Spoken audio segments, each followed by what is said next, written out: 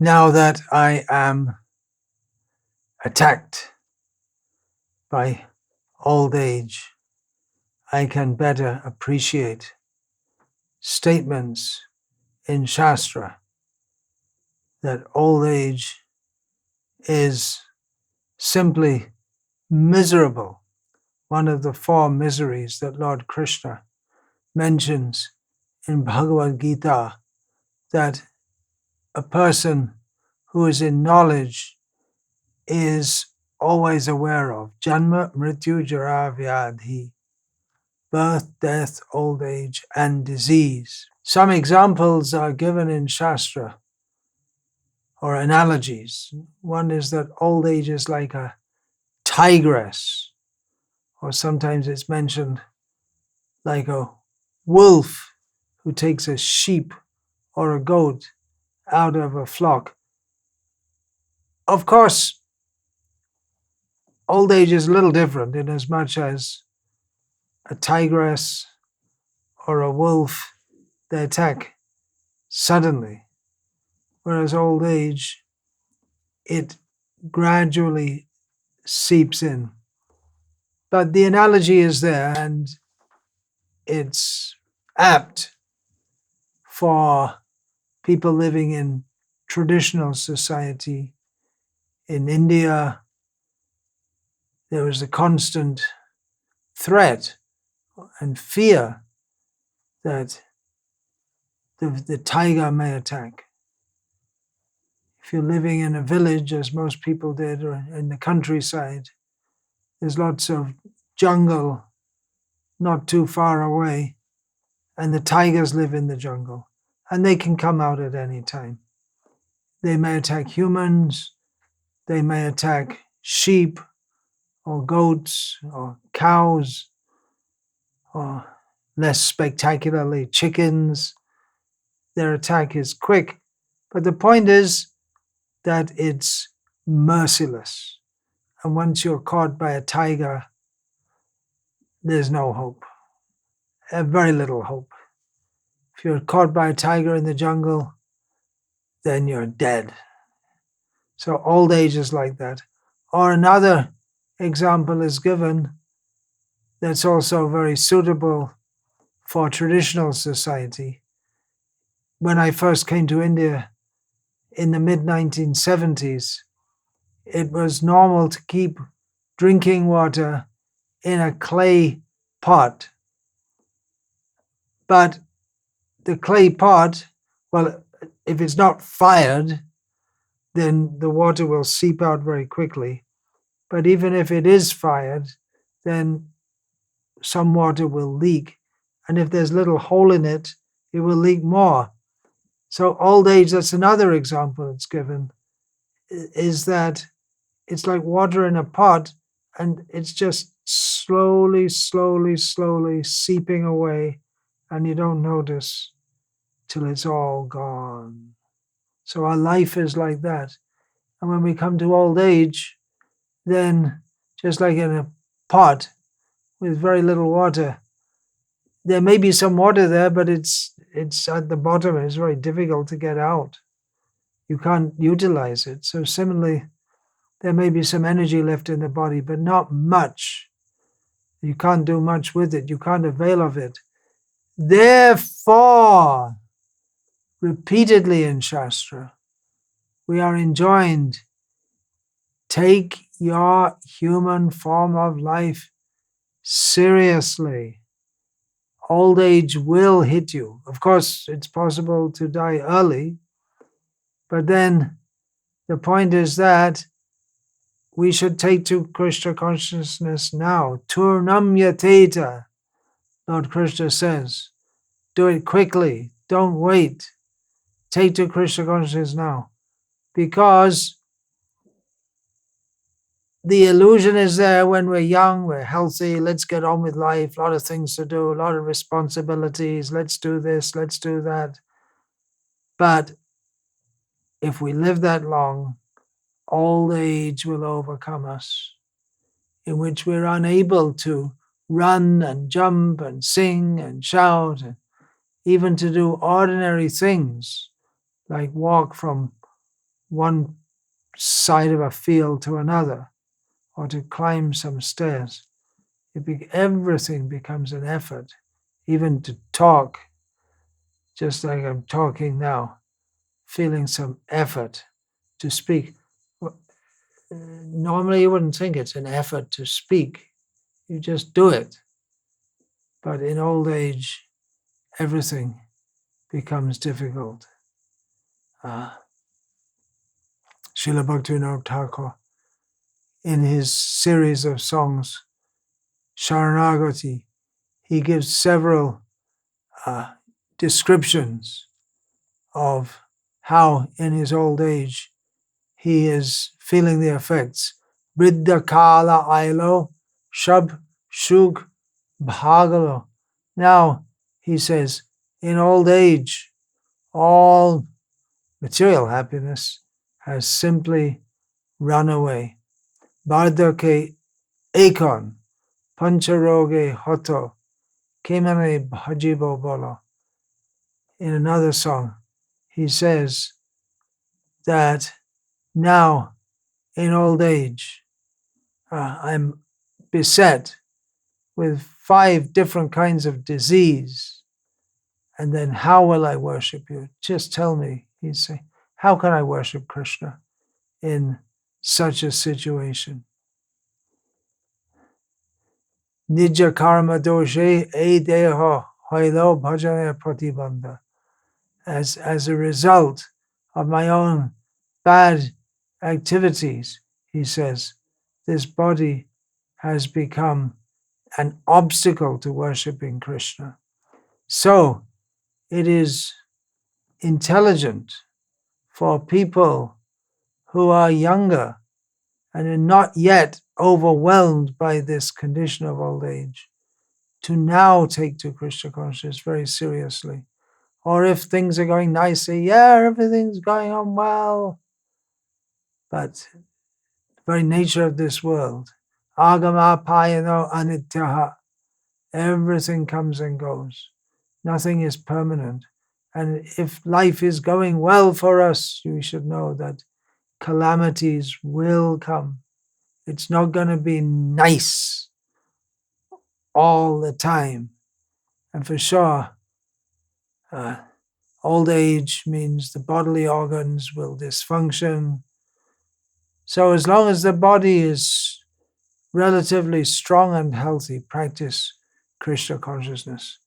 Otherwise, if we wait and we think, well, let me do it when I'm old. Well, it's like someone thinking, oh, now the house is caught on fire. Oh, I know what, we'll dig a well. And then we'll get some water to extinguish the fire. It's foolishness. It's too late. You should have done it in advance, taking precaution in advance. But we don't. We're engrossed. We become totally engrossed in activities, maintaining the family. If someone is pious in the present age, for someone even to work for their family and not simply for their own selfish sense gratification, that's somewhat civilized, to work for the family, to have that much culture. But at the same time, we should know that simply maintaining a family, piously maintaining a family, absorbs our attention, and then we become blind, or we tend to forget our real self-interest, which is cultivating Krishna consciousness. We may be cultivating Krishna consciousness in family life, but we tend to get overwhelmed by all the challenges and the anxieties in family life, or the so-called happiness in family life, or very concerned to maintain a position of prestige. But we should know that life is very short. Old age will beset us soon. We should always prioritize the special facility in human life which is to cultivate Krishna consciousness.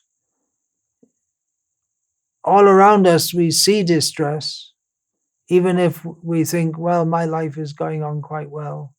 I don't know how many people there are in this world today who think like that, because it seems that pretty much everyone is struggling. But we may not take it seriously. We are ourselves struggling. We see others struggling.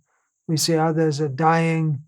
Some are going up to a high position, and then all of a sudden they fall down from that position. They have some good job, and all of a sudden AI throws them out. People are suffering, struggling in so many ways, but still almost as if we're intoxicated, addicted to drinking wine. We're interested in making money, going on with our life, thinking about my family members. Of course, if you have family members, you should, but the point is, don't get carried away. Deha patya kalatrajashu atma sanyeshva satsvapi. The being absorbed in family members, not seeing that they are fallible soldiers, being concerned so much with making money, accumulating more money, but it's like a dream. It won't last. All the money, the youth, kamala dalajala jivana talamala. Life is like a drop of water on a lotus leaf. It will fall down. Youth will fade away. In youth, we have energy and look so nice, but it will fade away, fade away, fade away. You see, the women are so much concerned with their good looks and their face powder and their lipstick and their eyelash thickener and their mascara and so many things to keep their face nice. And they look in the mirror, and as they look in the mirror day by day, they notice, oh, some little line, oh, a little line on my face. So they try to cover it up with some cream or some face powder, or try to reverse it with some special cream, but there's nothing you can do. The lines will come on the face. They will increase. Old age will rob your beauty, your strength, your vitality, your hopes. And old age, when does it begin? Practically it begins when? Late 20s, when we can see the energy level just starts to go down slightly. At least that was my experience. It may be different for others. And it may be at that age that lines just begin on the face. And nowadays it's quite common that even in the 20s, people get cancer and all kinds of other diseases or heart attacks and die young. We can see a flower, so beautiful, so nice, but in a short time, it just all fades away. We should see that is like our so-called beauty and youth. Do you see the lightning in the sky? That is like our life. Or the candle light, it's flickering and may be extinguished at any time. That is our life. So, Edana Jovana Putra Parijana Ite Kiache Paratiti Re. Why put confidence? Why put our faith in youth, money, society, friendship, love? We're sleeping. It's like sleeping during an emergency. We need to be awake. There's a situation that we have to deal with. There's some emergency going on, and we're just sleeping. Practically, we might as well be dead when we get this human form of life and we don't utilize it for Krishna consciousness. It's practically, what's the use? We might as well be dead. We're going to die. But if we don't utilize this life for Krishna consciousness, we might as well die. We might as well be dead right now. We're living, but we're not living in Krishna consciousness. It's the foolishness. We should be afraid. We should be afraid of passing this life, going on into another body, without having cultivated Krishna consciousness. We should be afraid, but we're confident, falsely confident, that yes, everything will be okay. I'll look after everything. Don't you worry. So many examples are given in Shastra. Like foam on the surface of the water, bubbles on the water. Bubble comes, bubble goes. But again, we think, yes, this is real. This is reality. Me, my family, my friends, my society. This is what I should put my attention into. We think this is life. It's just flickering, again, like the lightning or the foam on the surface of the water. So this is our position. We take as meaningful that which has no deep intrinsic meaning. We take our personal affairs in this world, our career, our job, our family, our house. Ultimately, it's all meaningless, just like the bubble on the water. Pop.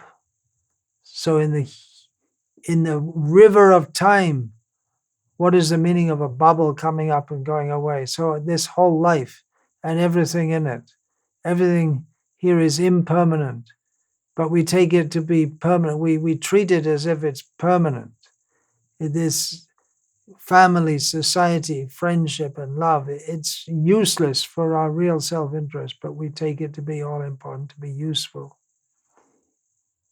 Due to the influence of Maya, we may even hear these things. We may even see these things. We may read Srila Prabhupada's books and understand superficially that yes, everything in this world is meaningless without Krishna. But we don't take it very seriously, and thus we remain absorbed in family affairs. We don't observe that our time is running out. It's again the example of the clay pot which is leaking. I mean, oh, there's plenty of water. Oh, well, maybe not so much, but still there's plenty.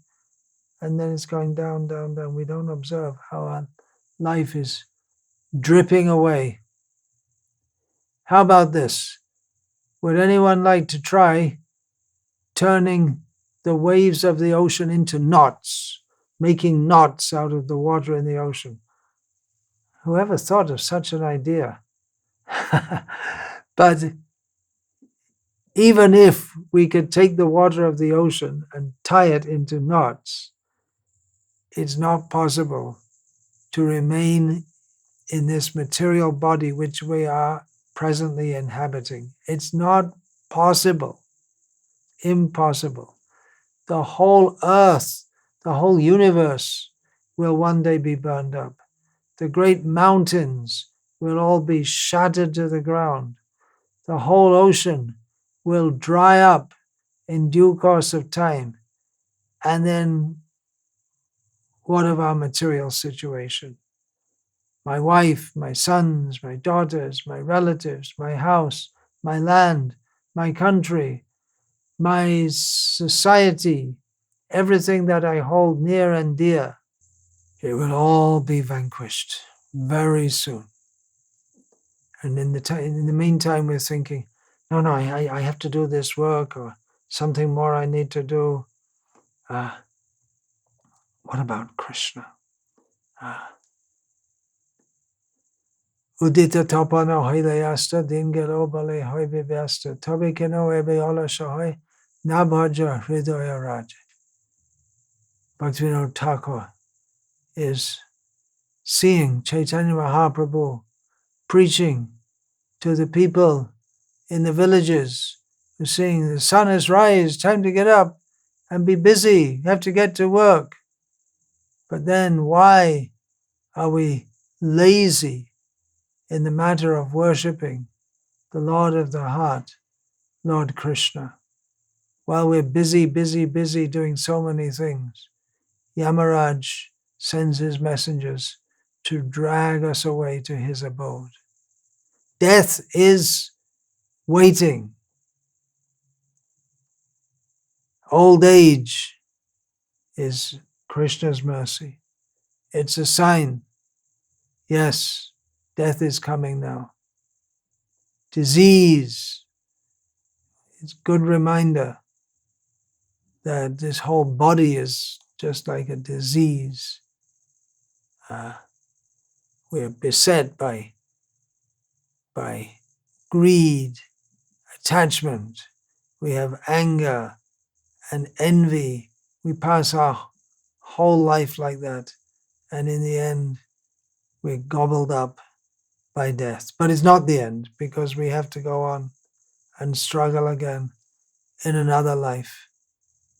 So be careful. Old age is coming. Of course, death takes away even young people, children, even embryos within the womb. However much we try to protect our loved ones, wife, children, parents, we cannot. The soul has to leave the body at the time of death. And unless we're in Krishna consciousness, we have to go to the abode of Yamaraj. And if we're not fully Krishna consciousness, then we have to take birth again, and it may go on again and again and again, and we suffer again and again and again until we fully surrender to Krishna. We should take seriously Krishna's words in Bhagavad-gita, Dukhalayam ashashvatam. Everything here is temporary. The very basis of the world is distress. The very nature of this world is full of distress. Material attachment, if we're attached to something, then for sure we're going to encounter distress, because we'll be separated from that, whatever it is. We cannot keep it forever. Or it may be that whatever it is, or more likely whoever it is that we become attached to, they will be the cause of our distress. Again, either we have to leave them by death, or they leave us by death, or we're separated by circumstances, or they may turn against us. Therefore, Lord Krishna repeatedly tells us that giving up material attachment is the beginning for entering a life of real happiness. In the beginning of Bhagavad-gita, there's so much about giving up material attachment, controlling the senses, knowing this world to be full of sorrows, knowing that we have to suffer in this world. That's actually just the beginning. The real bliss, the real nectar is attachment to Krishna, full surrender to Krishna. But we can't come to the platform of full attachment to Krishna as long as we maintain attachment to that which is the cause of our bondage in this material world. We're tied up in this material world. It may be that prisoners can escape from prison. They can take off the chains and run away. But getting free from the chain of attachment to wife and children, this is very, very difficult. These warnings are there in Shastra, because that relationship of affection is there. But with the affection, the sorrow is built in.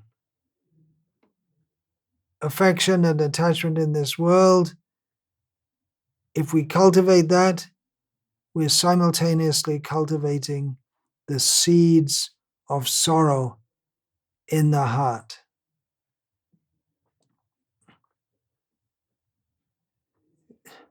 Attachment means attachment on the basis of the illusory understanding, which just seems to be real, that this world is meant for our enjoyment. We have our senses, there are the objects of the senses, we should enjoy them. There are beautiful women, I should see them. There is tasty food, I should enjoy it. The ears, the eyes, the nose, the skin, all the senses, they are attached to the objects of the senses. But this is destroying us. Just like a fish sees a worm, nice, worm is in the water, let me catch it. But you don't see the hook on which the worm is placed. So in the same way, we rush towards sense gratification without seeing that that is the very cause of our destruction, the very cause of our pain. In the same way, we rush towards sense enjoyment, not seeing that this is the cause of us again and again being born, suffering in this material existence. And this illusion that I'm here in this world to enjoy, it's so strong that we lose our discrimination. What is right? What is wrong? We tend to think what is right is what is good for me in terms of my sense gratification. And we become more and more attached to filling our bellies, enjoying sex, enjoying the senses in various ways, not caring for others, not caring for sinful activities, and then we become candidates for going to hell. Not thinking that this is animalistic life. Ahara nidra bhaya maitunam cha samanimetat pashubhya naranam dharmo hite sham adhiko vishesham dharmena hina pashubhya naranam. How many times have we heard this? That eating, sleeping, mating, and defending are common or seen in both animals and humans. Only humans have the opportunity to practice dharma. So if we have human life, but we don't practice dharma, then we're just like an animal despite having a human body, sophisticatedly eating, sleeping, mating, and defending, sometimes called dvipada pashu, two-legged animal. And the whole day goes by.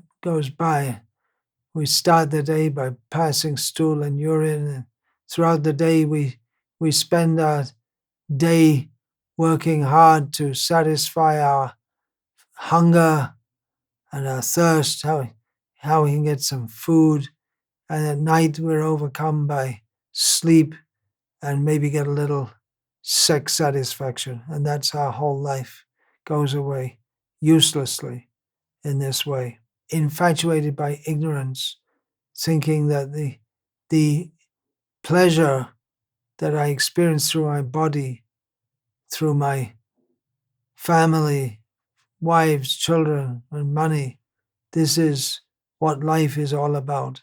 In this way, we are born in ignorance and we die in ignorance. Therefore, we are enjoined to always associate with saintly people and give up bad association. Tyaja durjana sangsargam bhaja sadhu samagamam kuru punya ahoratra. We should give up bad association, associate with devotees, and perform pious activities day and night, knowing that smaranittam anitatvam, knowing that everything in this world is temporary. Always remember this. So always associate with advanced devotees of Krishna who have clear intelligence, who can guide us on the proper path, who don't guide us to take birth again. If we have association with clear-minded devotees and ourselves are clear, our intelligence is clear what we are in this world to do, then it's like having two good eyes. Otherwise we're blind and then we'll fall from the right path.